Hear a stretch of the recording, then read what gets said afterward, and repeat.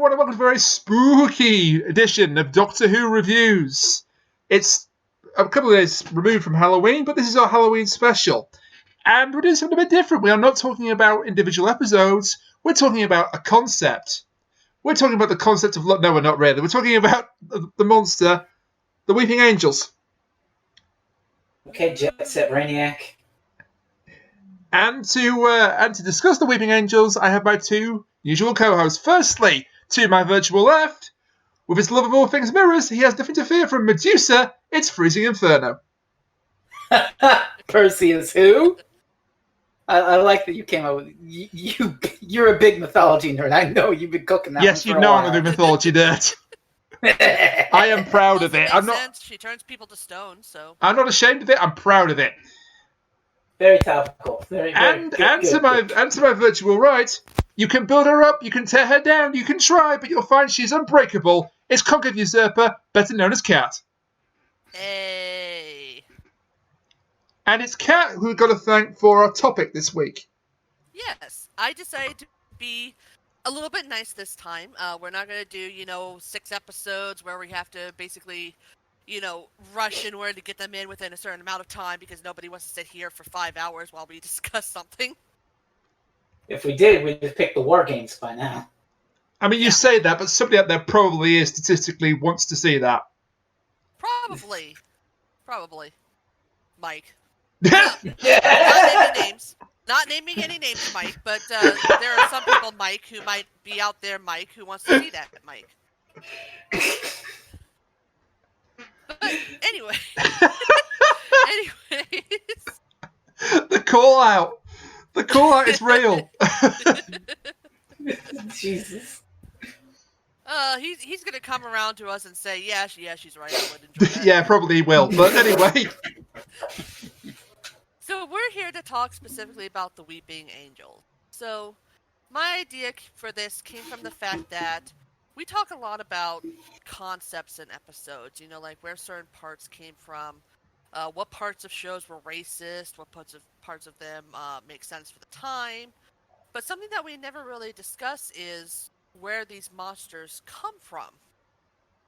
And that's one of the things that I think really is something that should be explored, because there are so many weird alien ideas in Doctor Who, especially with the, well, quote-unquote monsters. Antagonists, let's say that. Mm-hmm. And some of them have been around for literal ages. The Daleks have been there pretty much since the beginning, since the first Doctor itself. Same thing with the Cybermen. And then you have newer ones. We could probably speak for hours about who the hell came up with the Candyman. Eventually, One day we're doing Listen, Happiness Patrol. I understand, because that was like my third Classic Who story. I was not prepared for the Gonzo then. Now I wasn't prepared then. But yeah, so that's what I want to do. I want to go ahead and we're going to discuss certain aspects of the Weeping Angels. So, Okay. Essentially what we're going to do is we're going to start off by talking about the angels themselves, their conception, the first episode that they came in, Blink, exactly what that episode establishes for them. Once we have that down, we'll go ahead and talk about the two-parter, Time of Angels and Flesh and Stone, because I can count. I could have sworn there was Time of Angels and then another two-parter. I know where you live. Just because she can't physically come and visit you doesn't mean she can't hurt you. Yeah. I seem to remember a certain thing about a Pennywise body pillow. Alright, that'll be good.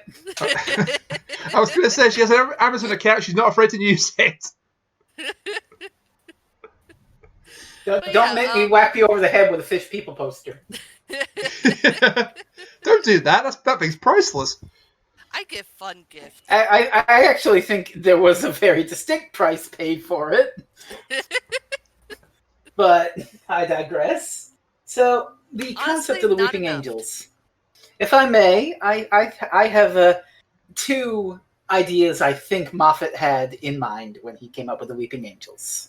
Okay. And ahead. the first is a personal liking of his in his Doctor Who stories, and the second is just tongue-in-cheek meta. Okay. So I think Cool. the first is that Stephen Moffat just really has a boner for predestination paradoxes, or destiny traps, if you will, because they show up in half of these stories. They're totally tied to the angels. I mean, because the concept of them sending you back in time to live your life to death and whatnot leads to an obvious predestination paradox where in characters alter their destiny before their destiny is altered. And we'll go over a couple of examples of that when we get to Minus Blink. the boner part, I think Stephen Moffat would not disagree with you. Yeah, He's then once we admitted. get to Manhattan, that's where it really starts to play in with the whole predestination. He has actually admitted that he maybe loves predestination paradoxes a little bit too much. Yeah, I don't know. Angels Take Manhattan, yes, but I think Blink is the bigger outlier because it is just nested full of them, as we'll discuss. Oh no, yeah. But these... Blink is obviously where it came to fruition. Manhattan is where he really plays with it and the sort of fridge logic / horror of the episode. Right. We'll get to that one. The second, I think, is a bit more meta. This is coming from Moffat as a real classic Doctor Who fan. But have you all heard the term? You know the term behind the sofa? Oh yes. Yes. This is like a stereotype that I don't know if anyone in Britain at the time watching Classic Who actually did this, but the idea was that little kids watching Doctor Who were so scared of the shit that they would watch it like peeking out from behind their sofas or from a crack in the wall, like just they were intrigued by it. Let's not go into cracks in the walls. Just say well. Yeah, that's a different plot line altogether. But yeah, cracks in the door, what have you. Just they were intrigued by the stories, but still scared to death of them. Which, as kids, you do have that fascination / petrified out of your mind, pun unintended, at the horror. But Moffat with the Weeping Angels kind of subverts this because hiding behind the sofa and not looking is the worst goddamn thing you could do with the Weeping Angels. Yeah. Because when you're not looking at them, they can get you. Yep. And as we'll see in the 2-part episode, Time of Angels Flesh of Stone, even that can't save you because the angels have got that under lockdown too. Yep. Which we'll definitely get to. Yeah, and Blink is a brilliant episode. Yeah. Oh, yeah, Blink is great. Can I share the story that I shared with you after I watched Blink with the podcast? You certainly can. Okay, so friend of the show, Blaze Fury, who has done a handful of podcasts with me on my channel about Doctor Who. Friend of the show. In 2007, 2008, whenever the hell the episodes aired in Canada here, back on the CBC. This takes us back. Anyway, he was visiting for the evening. And so a new episode of Doctor Who was coming on, so we decided, hey, I'll stay over and I'll watch it. So we sat down and watched Blink. And we were like, Jesus Christ, that's the scariest shit we've ever seen. And then he had to walk home. Now, I live in the middle of nowhere. He lived in the next town over. It's about a 20, 25-minute walk in the dark. And I don't mean like your big city, oh, it's dark, but there's a street light on every corner. I mean absolute no street light, pitch black, complete darkness. After watching Blink for the first time, he walked home through that. The brass balls on that man. But then again, as I shared to them a personal memory, I did the same sort of walk one evening after watching a little horror movie back in the late 90s called The Blair Witch Project. So, I know the feeling. But that's a memory that always stuck with me. I always did the smart thing and just stayed at home and hid under a blanket and was scared of the TV that I had in my room because I just stayed at home too, but even then I was like, I went to the bathroom and they had a little ceramic like statue in there and I was like eyeing it like, oh, Jesus Christ. Oh, God. And actually, I went ahead and I looked this up because something we need to say is that Moffat wrote all of these episodes. He is credited as the sole writer on all of the episodes for the Angels, where they're not cameos, essentially. So I wanted to look and see, because he's the one who came up with the idea of the angels, if there was anything that he drew inspiration from. Okay, And you actually apparently, researched. yes, apparently there was a time where he was in Dover, I want to say, Mm-hmm. but he was walking past a graveyard and there was a statue of a weeping angel. Um, and he forgot about it for a little while, but the next time he went there, which I think was a couple years down the line, he never saw that weeping angel again. And in any research he did into trying to find out what happened to that weeping angel, he could never find. Oh, And he never Jesus. saw another statue of a weeping angel ever. So there's a little bit of a horror aspect to the real world there. He still, to this day, as far as I know, has no idea what happened to that angel statue. That's amazing. And That's nobody fucked seems up. to know exactly what he's talking about either. I love the fact that this is how, sort of influential they've become in modern popular culture. You didn't say angel statue, you said weeping angel for the real life occurrence of it. Yep. Yeah. And it's like weeping angels have become pretty prevalent, not only in, the Doctor Who circle, but it's like there's a mod for Minecraft where you can put them in. It's terrifying. And Of course there is. do it, but there is one. Oh, There's an I entire just- game centered around them. Oh, Jesus. I remembered another thing about the Weeping Angels, and this is something that Moffat definitely draws on later in his run as well, is that it's a monster that gets you as long as you keep performing an automatic function. Yeah. Like, don't blink. Oh, but you're a human, so you have to blink, so eventually the monster will get you. And you look at other episodes. Deep breath. Hold your breath and the monsters can't get you. You need to breathe sometime. Yeah. Yeah. Stuff like that. He's hit that mine a few times. He's very clever with that, and he's very clever with taking simple, mundane things and making them terrifying, like the clockwork droids in Girl in the Fireplace. Yeah. He just took the simple, ticking of a clock, tick-tock, and made that terrifying. So it's definitely a monster that plays to Moffat's strengths. Yeah. Definitely. As a writer. But I mean, that makes sense, because when things are automatic or you don't think about it, at the very least, that's something where it's like, that makes it more terrifying.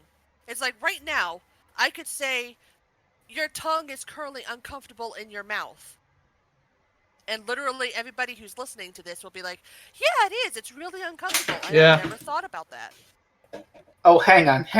I have an image for this. I just saw the other day. I need to find it again. Oh, no. But no, hang on. Where is it? Where the fuck is it? Oh, Jesus. But well, while you look for it, it's still the idea of playing upon things that are so commonplace and so ingrained in our minds as normal. Yeah. That he plays on that normalcy. It's like, we see statues around all the time. We never think twice about, turning our backs to them or just looking at them and looking away. And the idea of something like that being able to get you when you're not looking, that's terrifying. I don't know if the Weeping Angels are the best original monster in the modern era. Oh, my God. Oh, no. Troy McClure. Put it in. Put it in. Oh, I'm putting it in. I'm just reading it now. Oh, good grief. Oh, yes. I know this one. I saw that one in the shitpost meme channel. I'll be nice, and I won't read it out loud. So this is a choose your own adventure. You can either choose to read that or you cannot. But I basically know what it says, so I'm not going to read that. I know what it's about, so I'm not going to do that. But like I said, the Weeping Angels, I don't know if they are the best original monster in the modern era of Doctor Who. I don't know if they are the most iconic original monster in the modern era of Doctor Who, but I think they are the cleverest. Yeah. I can agree with that. I mean, they definitely have a thing, because how many times have you heard somebody suggest to a newbie, "Oh, you got to watch Blink. That's the greatest episode." Yeah, and I mean, I would suggest Midnight, if anything. But even I find Midnight people creepier, I know actually. who don't watch Doctor Who have referenced the Weeping Angels to me. Cute. So they are quite ingrained in popular culture now. Yeah. And it's like, there's only so many things that you could say are that from Doctor Who? Obviously, the Daleks and Cybermen are pretty much up Yeah, there. and But I could when the gush Weeping about Angels Blink get up there, for ages, I won't, but their first appearance is by far their best for me. yeah. And it's like right now, I think what we should do is we should lay out exactly what Blink establishes the Angels can do.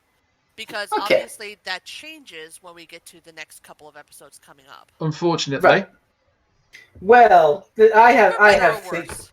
I have things that cut against that in my own way, but we'll get to that. But yeah, I just want to highlight at the start that Blink really is just one giant nest of predestination paradoxes. Yeah. Like even before we get the layout of exactly what the Angels can do, like the scene where Kathy gets sent back in time, in the episode Blink. Reason she gets sent back in time is that she's spying and eavesdropping on Sally Sparrow answering the door for Kathy's grandson, who she sent on the mission, who Kathy sent with this letter. So the thing that she did as an old lady to tell Sally that she was okay is the very act that led her to eavesdrop and thus get her sent back in time. So it's a destiny trap. Yeah. I think we could technically argue that did Sally ever actually see the angel coming towards her? Kathy? No, are you mean Kathy or Sally? Kathy. Kathy. Sorry. No. No, it sneaks up behind her. We can assume that she has absolutely no idea what happened. No. She just knows on that day, at that time, that's when she disappeared suddenly for seemingly no reason. Fair, yeah. It does show her being sent back in time to Hull. Yeah. Yes, and that's a really nice move, I think. Essentially, they show what the angels do in that moment. Mm-hmm. Yeah, and again, that's something that they don't do in future appearances. Yeah. Well, again, I have sources to help with that, to help swallow that pill. But I do want to lay out one rule. I wrote in my notes. I just wrote in order as I watched anything to do with predestination paradoxes or the angel rule. And there is a fundamental rule that comes after Kathy vanishes and all that. And it's a scene with Sally Sparrow where she takes the key, right? Yeah. And it establishes the point that, and it's a very important one, and one that you'll object to later, is that the angels, they can't move when they're being observed. But this applies to the audience as well. Yeah. Even if we're the ones looking at it, but the characters aren't. Can't move. Thank you for bringing that up, because I was gonna say that's the genius of them. The fourth wall prevents them from moving as well. Mm-hmm. But this also leads to some funny stuff where the editor is being a bit of a mean son of a bitch to the characters too, because the editor could just keep focusing on them, but the fact that the episode cuts allows the angels the chance to sneak up on these people and get them. As long as they're not looking at the angels themselves, yes. Exactly, yeah. And actually, something I wanted to ask is, did anybody actually, because I completely forgot to do this, and I had intended to, but I forgot. Did anybody get down the years that they were sent back to? I can tell you Kathy was sent back to 1920, and then everyone else, what's the name of the detective inspector? Billy Shipton. Yeah, Billy Shipton. Yeah, Billy Shipton and the Doctor and Martha, they all get sent back to 1969. Okay. Because I was trying to think if there's any sort of logic or reasoning behind it. Because there doesn't seem to really be any reason that they take some years from one person and a lot of years from another person. If I may interject, there is a reason. And it's the reason why the angels sent people back in time in the first place. They are referred to as the kindest killers in the universe, because rather than kill you outright, they actually let you live your life. They just sent you back in the past, let you live to death, and then feed on all the years you would have lived up to the present. In that regard, and I mentioned this in our chat, they're a lot like the resolution to the Rings of Akaten. Yeah. Yeah. In that they feed on potential. Here's my question, though, then. Are we talking about... Because you specifically said that they take the years, days, whatever, that you would have had. All the days you might have had are food for them. Yes, I So wrote that in then, my are notes. they specifically taking years up to the date that that person would have died? No, it's from the date the person dies after being sent back in time to the date they disappeared. I think. That's what I just said. Yeah, you're right. I always thought it was just all the days that they would have lived out in the present, but don't now. Yeah, because you're they've right. been You're sent in right. the past. Yeah. You're right.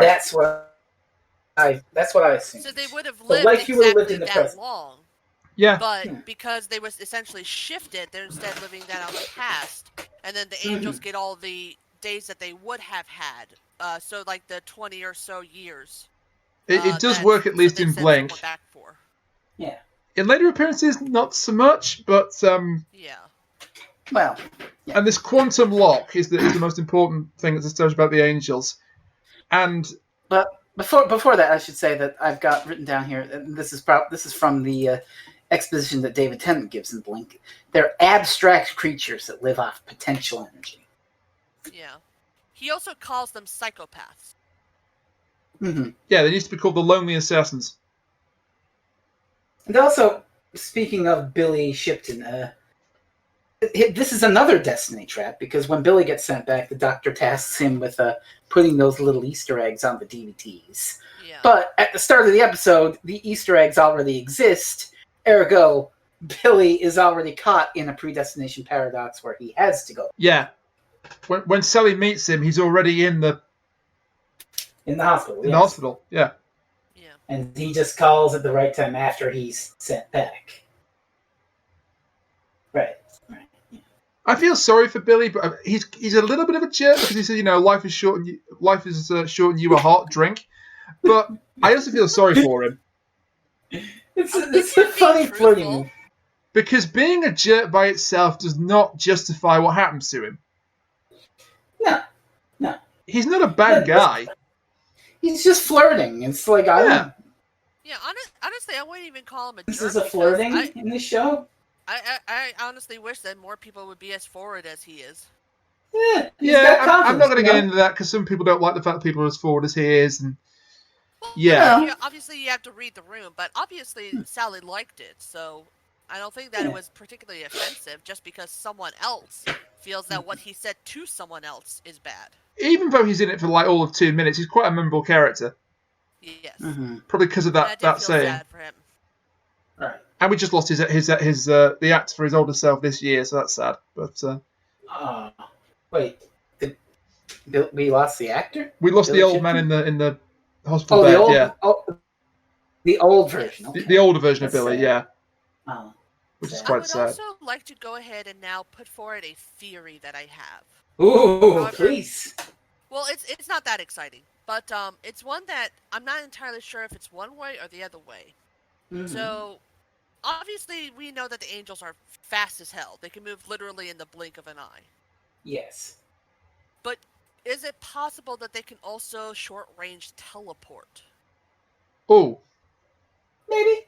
it's never officially Because- established, but it wouldn't break the rules. Well, the Yeah. part that makes me think is that in Blink, when they're going after Kelly, Karen? I keep forgetting her name. What is her name? Kathy? Sally. Kathy, thank you. No, Kathy. Oh, When they're going Kathy. after Yeah, Kathy. Sorry. They start out outside of that sort of greenhouse-looking area, and as far as I could tell, there doesn't seem to be a door of any kind. Hmm. No. And then they appear inside of it. Right. It's Plus, possible. there's the fact that even if you're moving pretty much at the speed of light, you're still going to be making sounds. They're heavy-ass statues. There would surely be creaking doors, floorboards, the sound of glass moving, anything like That's right. that. We don't hear the angels move ever. It's like we don't hear them, we don't see them in this episode, Hush Rainiac. Yeah. So Yeah. I don't know. I don't remember if they make a sound during that scene Rainiac wants to talk about in the later episode. if I remember Yeah. correctly, they make some sort of like rock creaking noises. There's a but that's creaking about it. sound, yes. Yeah. Okay. Yeah. Okay. But It's part of what makes it so bad. Yeah. we'll. We I can have discuss again. that when we get to it. I Yeah, have a we're about to get defense. to it, but the the way that the Doctor beats, well, I suppose the Doctor beats them, but also Sally beats them as well in their first appearance is so good. Yes. Can I just say that final scene where the lights blink, and also this I think is something I theorized as well. The angels feed on energy, right? Yes. Do you think that they also can feed on electrical energy, but not really to feed themselves, but to propagate their ability to get someone by feeding on the electrical energy from a light bulb or a flashlight so that it goes out, enabling the angel to move and actually get we know they prey. can affect lighting. Yeah. Yeah, I'm saying that's what I think the power explanation is that they're affecting the electrical energy and sucking it. Well, absolutely, because the next time we see them after that, after all's been resolved in Blink, the next time we see them, they are sucking the power drive from a crashed spaceship. They're sucking the radiation. The radiation. Yes. Well, all right. Yes. They're sucking energy from the spaceship. Let's say they can feed on lots of different sorts of energy types, but they have a preference for... Basically, they're QB, and they know that this specific kind of time energy is the best energy they can get. I'm not saying that. I'm not saying they're the Doctor Who versions of Kirby, but they're the Doctor Who versions of Kirby. No, not Kirby. QB. QB. Oh yeah. Son of a bitch, bunny cat. I was just looking at reference Kirby, but that's even worse. Kids, yes, you're right. God damn it. You haven't seen Magic. And the way that they are beaten in Blink is that the Doctor tricks them into looking at each other so they can never move again because there are four angels that are after Sally. Quella Magi, Magica Magica. You owe it to yourselves to just go in blind. Go in blind. So Blink, fantastic first appearance. Time the Angels, Flesh Stone, not so much. Wait. Can I just say before we move on that the final scene, the climactic attack of Blink, is the scariest fucking shit. Oh yeah, with the lights blinking on and off. And so the repeated changing poses is... Yeah. It is quite back wonderful cinematography. Back then, in 2007, the night I mentioned, I was like, Jesus Christ! Yeah, it is wonderful cinematography and direction, and they deserve all the praise in the world for that. And we should also mention the end of Blink, that the whole thing is a big destiny trap with Sally using all the knowledge of the episode to give the Doctor the knowledge that he needs to set up his own saving in the episode. At the hands of Sally. And the montage of the statues at the end that ends with the infamous "Don't blink, blink and you're dead, they're fast" montage, which is just like a montage that almost didn't happen. Hey kids, every fucking statue in London's gonna get you. It almost didn't happen, that montage. Really? Yeah, Moffat had an alternate ending pitch where the end of the episode was an angel getting Sally. Oh. Like she went inside the shop at the end. Angel there, boom, back in the past, and the last thing you see is a picture on the wall with Sally waving a warning. Right. Which would have been creepy as hell, but Moffat admits it was the wrong call. Yeah, that's the sort of thing I have a problem with in most modern horror movies, is that there's always the killer miraculously, comes back and gets the last person. And then the movie ends on that. It's like, no. If I connected to this person, I wanted to see them escape. Yeah. The minute that you take them, then that means that all of my feelings before are immediately invalidated. It came out in what, 2007? Yeah. Because that proposed alternate ending would have been very M. Night Shyamalan Ding Dong. We don't talk about him anymore. So I take it, Kat, you don't really like most found footage movies. I love found footage. She loves Sleep No More. What are you talking about, buddy? Well, I mean, they ended the same way, Everyone gets... Yeah. Her second favourite episode of Series 9 is Sleep No More. But again, that makes sense because it's found footage. It's not, right. I gave this footage to someone to sell and make $1 million.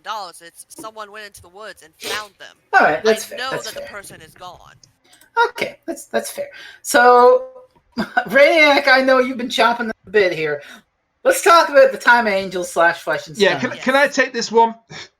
Yes. You can take this one. You can Okay, be the 'cause prosecution. This so is a particular Steve, and I'll be the this is a defense. particular bugbear of mine. So I'll say Go right ahead. away that this two-parter is a pretty good story.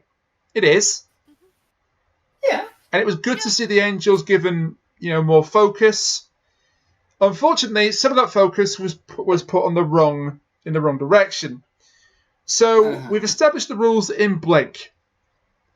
Having established the rules in Blink, Stephen Moffat says, "What are rules?" and breaks all of them. Well, the defense argues that he doesn't really break all of them so much as he decides to radically rewrite them and create new interesting ways. The defense, Because okay, Phoenix, right? Stephen Moffat is being like a gonzo alchemist with the Angels in this two-parter. I never thought I would say this. I'm on Moffat's side with this one. Thank you. Okay, well, I have more evidence. I have more evidence. Okay, so let's see. What have I got in my notes here? You're not going to beat Godot that easily. Don't worry. So we have the fact that the Doctor basically says the Angels from Blink were specifically just scavengers. Yes. But the Angel trapped in the crashed Byzantium is presumably at full power. Well, yes and no, because we see some deformed weeping angels. Well, they're not from the Byzantium. No. They're the Angels that were already here. Okay, yeah. There's specifically one on the ship that they were transporting There's to one on the wherever ship. when they crashed. Yeah.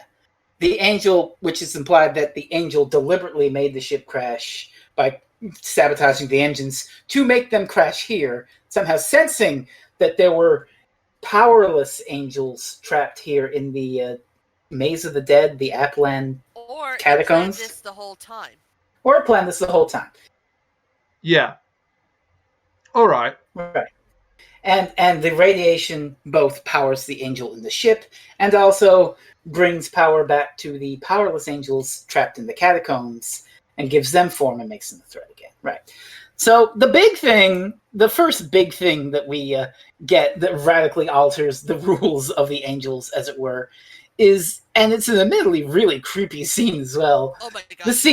The scene where the Angel on the security footage comes out of the TV and goes for Amy. Yes. This divides opinion. I love it, but prosecution by all means. No, I'm not going to prosecute this. I think this is okay. Okay. This is not the thing I want to prosecute. Right. Yeah, so basically the idea is that whenever something looks the angel in the eye, it becomes an angel. Specifically the eye, because that's what the Doctor says. Well, And that's getting how- ahead. That's getting ahead a little bit. Either way, it's important to point that out now. Right. They But also the main thing, point out, though, that the hologram angel is tied to the actual angel. So it's more of an extension of that angel's being rather than anything else. okay. The infamous line there is the image of an angel also itself becomes an angel. Yeah, Yes. and that opens a lot of loopholes, but because there are other images of love angels in other stories that do not become weeping angels.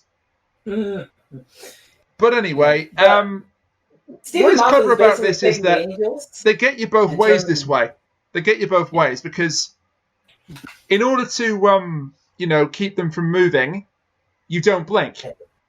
You keep staring at them. Not staring at them is how they get you. Yeah, if you do that to one of the images of the angels, they get inside of you. Yeah. That your retina reflects them, if you will. They Dr. get. Humor alert. Whoop, whoop, whoop, whoop, whoop. It's probably one of the better parts of Flesh and Stone and Time of the Angels, where they realise that there's an angel inside Amy. Yeah, I'm- inside Amy's I'm- brain, specifically. Yes. I noted this in Flesh and Stone, where Amy slowly starts counting down, but realizing it is really creepy. And Oh, her clever. acting is brilliant in that scene. Mhm. It's like I should mention a few other things before we get to more angel rules. I just got some stuff written down from the first part. Yep. Amy getting away from the angel in the hologram angel is clever because Yes, she incredible. pauses the footage on the frame of static between loops so that the angel image becomes static and thus loses its power. I find that really cool. Yeah, that is Yes. clever. Yeah. And there's also the shocking realization that the Applins had 2 heads, but all the statues we've seen have only had 1 head, so Yep. every single one of them's a weeping angel. Yep. And then there's that taunting bit that shows the angels aren't emotionless, mindless killers. They like to fuck with you and They're taunt you. psychopaths. They're psychopaths. As they rip out poor Bob of the Church of the Papal Mainframe's cerebral cortex after killing him, so they can talk to and taunt the Doctor. Making Amy count down is just because the angels find it funny. Yeah. Yeah, and I don't have any problem with that. I don't have a problem with being sadistic and psychopaths. You said they were psychopaths. Which I'll say another thing, and this ties into less of Angel arc and more of the arc with the mysterious cracks from Series 5, but Yeah. and the Silence arc in general, but the angels kill Bob. They then take his cerebral cortex so they have a mouthpiece. So they have his brain. They know everything Bob knows.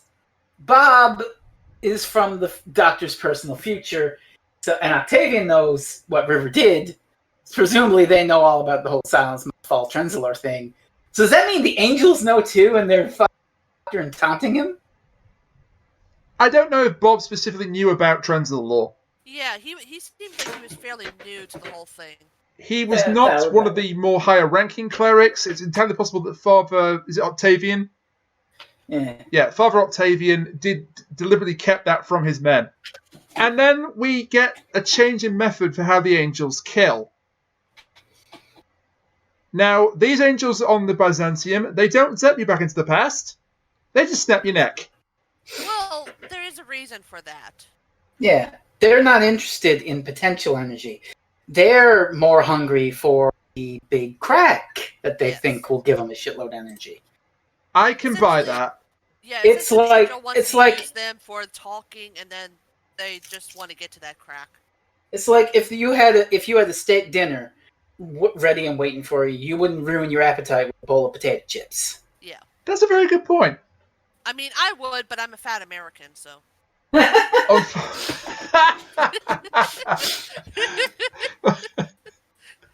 I mean, you said it, not me. But anyway, the angels are explicitly planning to suck all this power from this time crack and conquer the galaxy and shit, but that's not really going to work out. They kind of get hoisted by their own petard here. Yeah, they do. Yeah. But not before the worst scene involving angels in the show's history. Well, I have defense for that, but please, prosecution. Of course you do, but this is indefensible, so...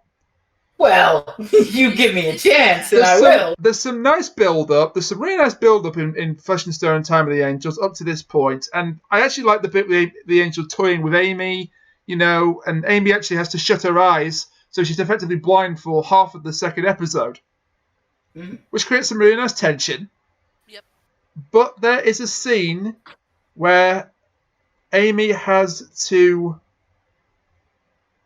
pretend she can see. Pretend that she can see and maneuver her way through the angels, yeah, towards the light. Right. And it's all going well. She has a radio, and I think she's being guided by the Doctor. Mm-hmm. And then she drops the radio. Put like a motion tracker on the radio. And yeah. the beeps. She then drops the radio because she can't see. She trips, actually. She trips. She can't open her eyes. Mm-hmm. And the angels sense this. The angels sense, oh, she's no longer looking at us. And there's no nice way to say this. The angels move on camera with the camera looking at them. Mm-hmm. I actually really like this scene. Okay, you ready for? Are you ready for the defense? So, in Back to the 11th Hour by Krista McTeer, the book I'm cited in fact, the very book that I'm the very book that I'm quoted in this very essay for Time of Angels, Flesh and Stone, though for silent stuff and not angel stuff, available now on Amazon.com. Son of a bitch. Krista has this to say, and I quote, "A critique of this scene holds that having them move undercuts what's interesting about them, but if you ask me, it doesn't hold any water. Here's why. Back in Blink, the reason that the angels couldn't move when none of the characters were looking at them was because we, the audience, were looking at them via the camera. It's a surrogate for the viewer. However, that is not the case here.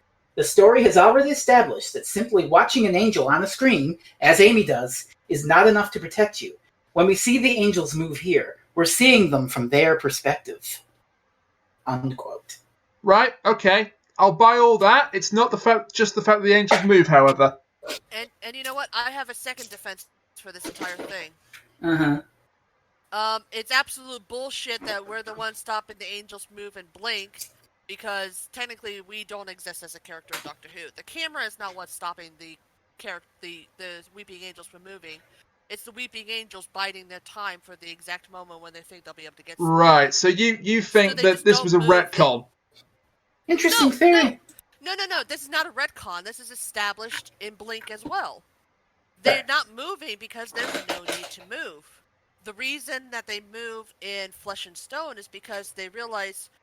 Because Amy is on the floor scrabbling around trying to find the radio. She's making a lot of noise. She's calling out to the doctor saying, I can't see it. I can't find it. They turn their heads to look specifically at her. Yeah. My problem is not necessarily that the angels move, okay? Mm-hmm. It's what they look like when they move. Which, okay, that's valid enough. Because Blink establishes that when they are observed, they freeze into rock.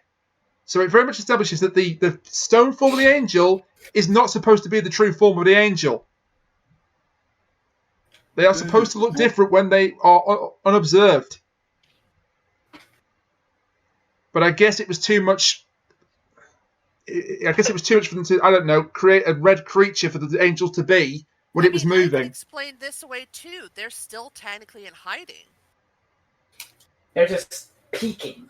Yeah, they're peeking. It's so basically, your defense can be boiled down to, I'm full of it. Good to know. No, you're not full of it. Honestly, what you're saying is a completely legitimate complaint. When you have a monster do something that it wouldn't do before, that takes away from it. It's like when we got Friday the 13th, and then that was a great movie. When we started getting more into the sequels and then started adding more humor to it, that took away from Jason. That's not something that anybody would want for Jason. They want him to be a legitimate threat. Yeah. So the same thing here is that you have already established that when they're, frozen in stone, they're frozen in stone, and the idea is that they can't move.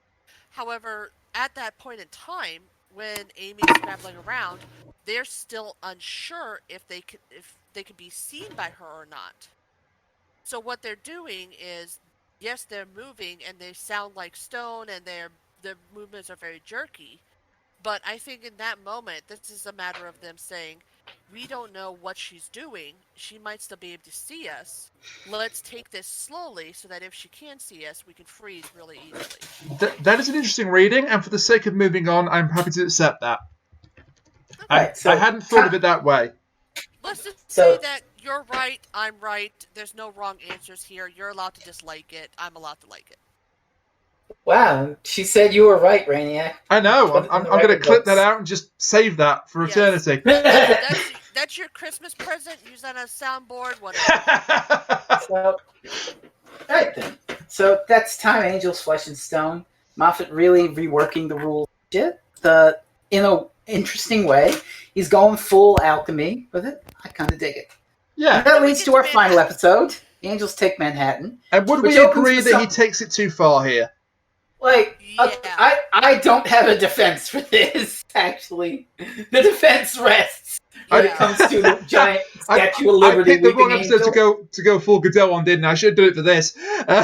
It's not even just the Statue of Liberty.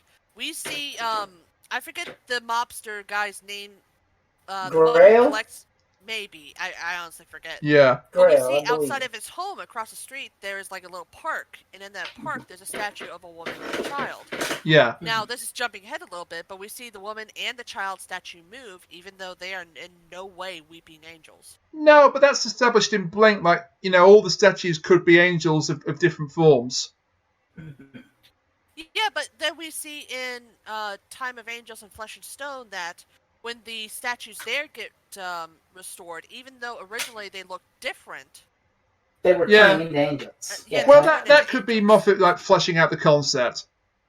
Could be. I guess, but it's still one of those things where it's like, at least the Statue of Liberty had the face of a weeping angel. Yeah, but you put a spirit of defense for the angel's actions in. I even asked Krista about this, knowing I was going to on the podcast. Like, do you have any defensive readings for the giant Statue of Liberty weeping angel?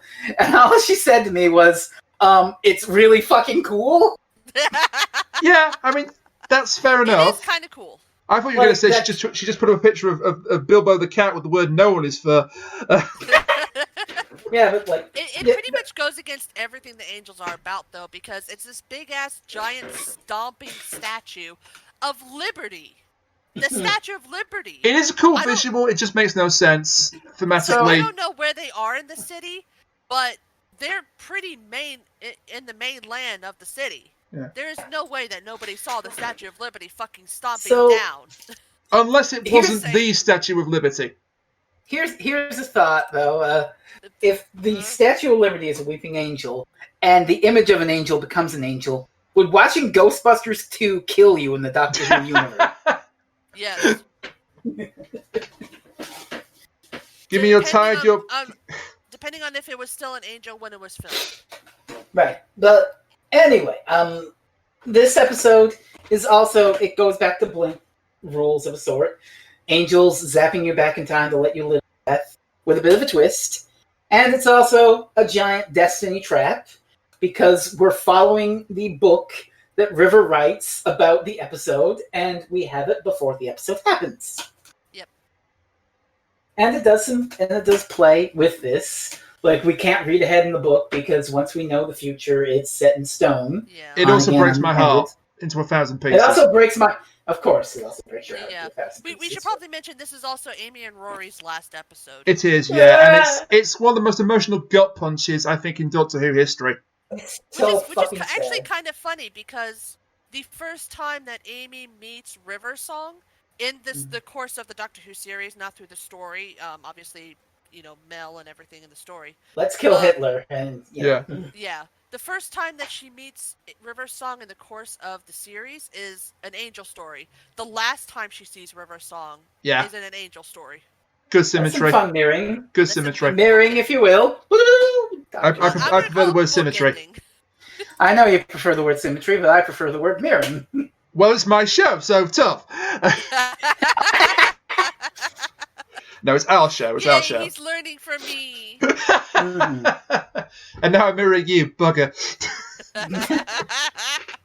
So, again, with the Destiny Trap thing, it's all over the...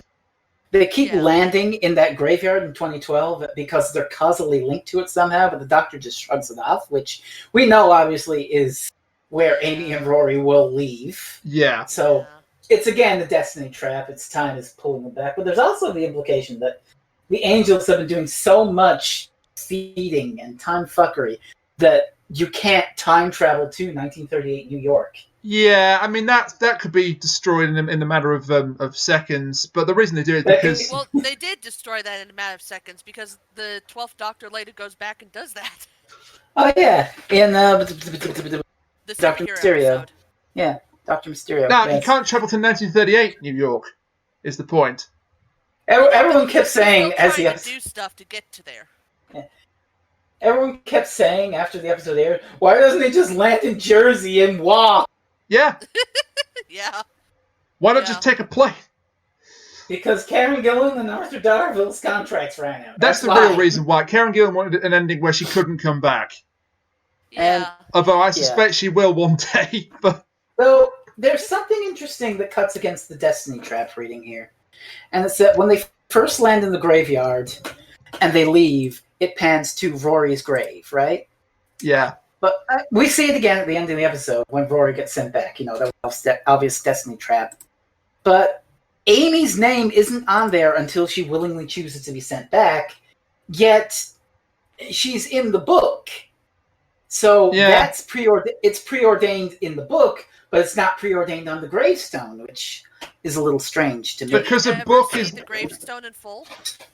No, we do when we get back. It's not there. It's not there. It's at the end of the episode. It's not there. It's definitely implied she makes the conscious choice. It wasn't necessarily set in stone. Rory's fate was set in stone. Amy's was not. But Amy's was set in paper, though, because of the But chapter. the book is not real. Yes, it is. The argument you can make is that a book is a work of fiction. Well, no, the problem It's not a work of fiction. They're following the book all episode.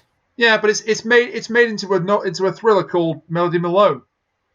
But it's still you're following me. The events of the episode still follow the book. From what we understand, Yeah. Song is the one who wrote the book. It's about the events, and then somehow she tucked it into the doctor's coat, or someone that she knows tucked it into the doctor's coat, so that they could have this book and essentially know that something went wrong. But it is an emotional gut punch.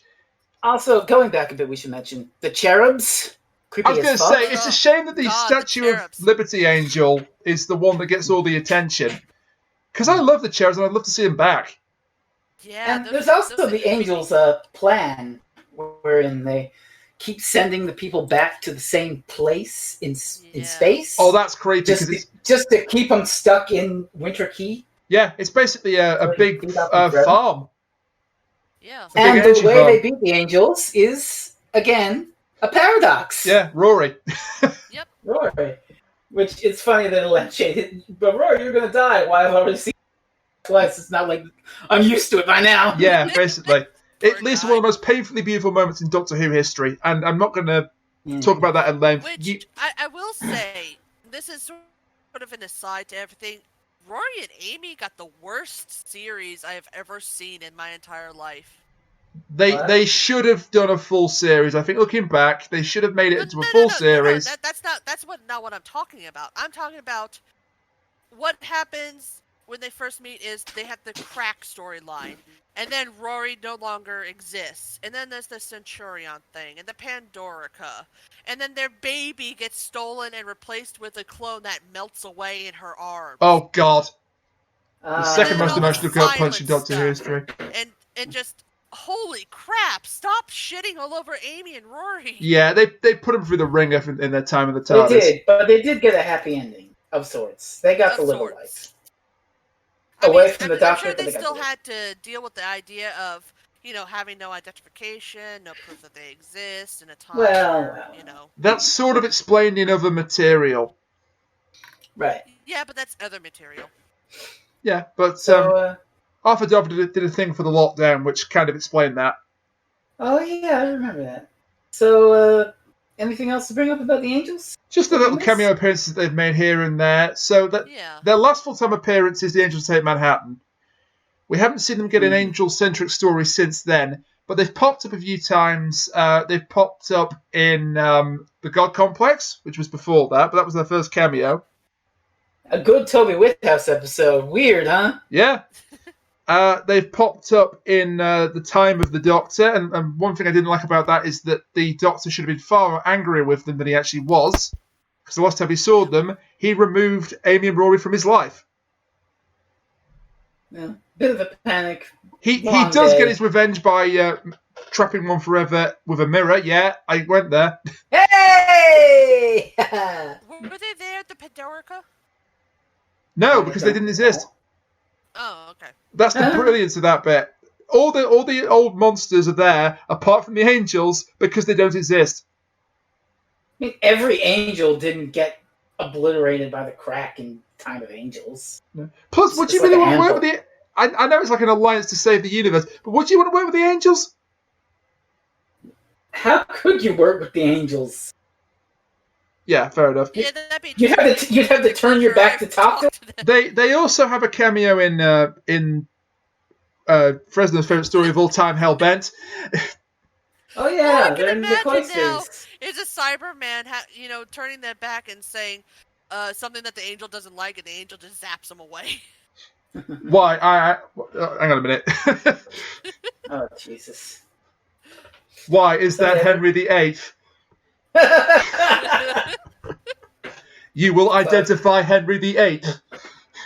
Right. So, so a couple of cameos here and there, but hey, at least it wasn't a Cyber Woman, or she would have become wife number 7. Oh Jesus! So, closing thoughts, I guess. How scary do we rank these guys? Yeah, that would be the best way to put this in. Is that pretty fucking scary, I'd say. Let's say pretty fucking scary. The concept is simple but chilling. Yep. And they're shot and edited in really interesting, spooky ways. And the ideas evolve over time to get even spookier, you know. The image, especially like Time of the Angel's Fucking Stone, just for the whole image of an angel thing and the eye thing. That's especially creepy. Because you can't even defend yourself properly from them without them getting you a different way. But yeah, I think they're a really effective monster. Yeah. Plus, in the grand scheme of things, technically they're even bigger a threat than most other monsters, just because there is no way you can get away from them. They've shown to be able to track people, like, pretty much anywhere. It is implied in Angels Take Manhattan, if Rory gets away without the paradox, they'll be chasing them for the rest of his life. I think they are a victim of the law of diminishing returns somewhat, the Weeping Angels, but I would like to see them back. Yeah. Although, can they? If they're a Muppet creation, can they legally come back? Well, Yeah, I'm sure he can, like... good question. They are coming back in Big Finish, aren't they? And I can actually reveal this now. The secret project with David Tennant that Colin Baker referred to on that cameo post. Son of a bitch!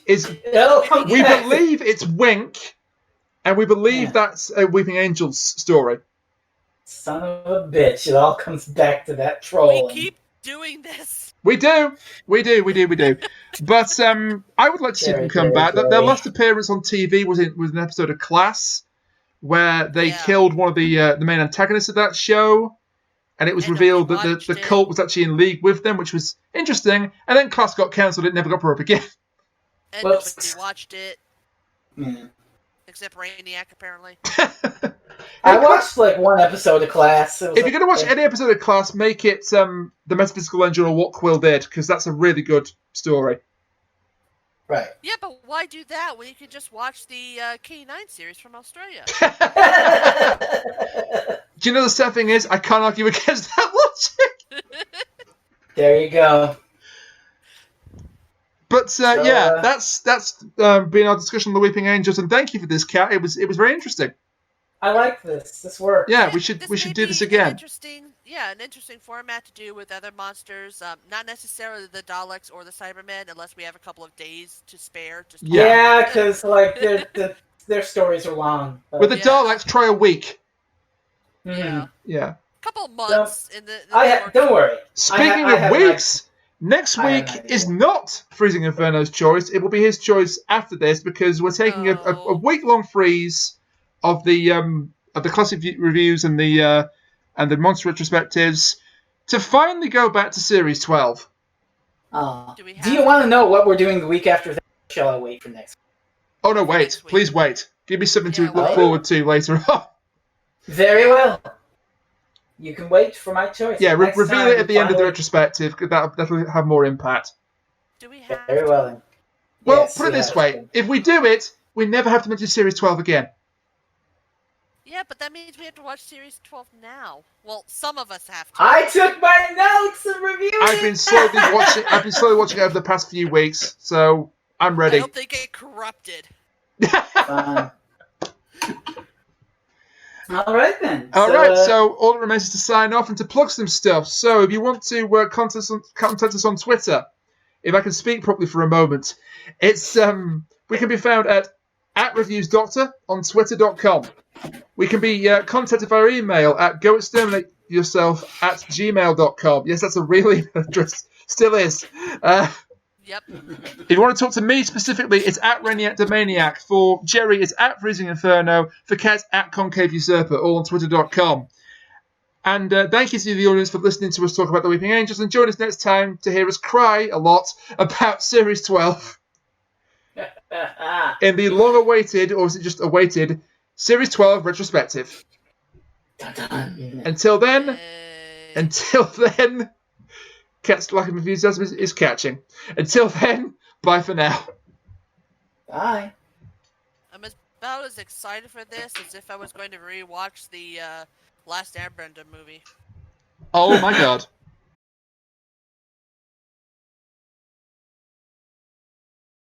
I'll be nice and let you do the introduction of my show.